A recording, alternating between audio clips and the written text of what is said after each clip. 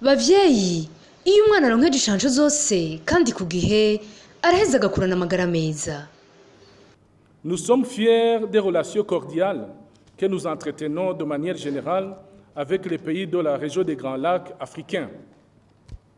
Nous avons compris au sein de cette région que le dialogue et la concertation doivent prévaloir chaque fois que de besoin. Ainsi s'inscrit-elle dans cette logique la visite que ma collègue des Affaires étrangères de la RDC a effectuée au Burundi au début de cette semaine. Nous allons renforcer davantage ces relations parce que nous sommes convaincus que la cohabitation harmonieuse est la seule voie qui vaille pour une paix et une sécurité durable dans la région et dans le monde entier. C'est aussi la condition sine qua non pour réussir un développement harmonieux et inclusif pour tous. Dans le secteur de l'intégration régionale, le Burundi compte améliorer et développer davantage sa participation active aux organisations sous-régionales et régionales auxquelles il a adhéré, tant qu'elles constitueront une garantie de la paix et de la sécurité collective, ainsi qu'un véritable levier de développement pour tous. S'agissant de nos relations internationales, Excellences, Mesdames, Messieurs, je voudrais redire la détermination du gouvernement du Burundi à œuvrer ensemble avec vous tous pour la promotion d'un partenariat mutuellement avantageux dans le respect de la souveraineté nationale du Burundi, de la dignité et des droits de tout un chacun.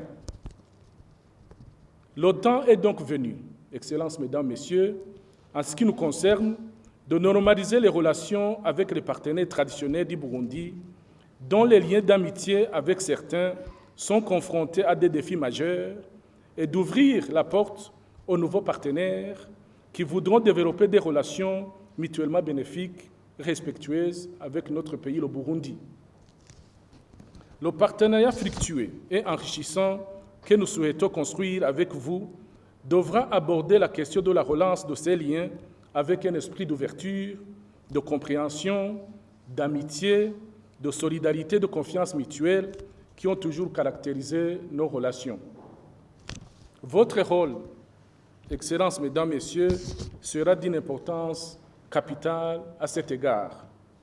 Je vous exhorte à cet effet à rapporter, à témoigner la vraie réalité sur le Burundi, car votre franchise, votre sincérité, votre bonne foi peuvent contribuer sensiblement au retrait du Burundi de l'agenda du Conseil de sécurité des Nations Unies et à la levée des sanctions unilatérales, immorales et injustement imposées au Burundi par certains partenaires qui se reconnaîtront.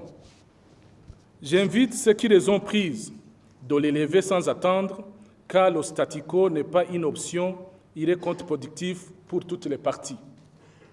Si ces sanctions injustes, immorales et illégales se poursuivent, le Burundi pourrait à son tour recourir en dernier ressort au principe de la réciprocité.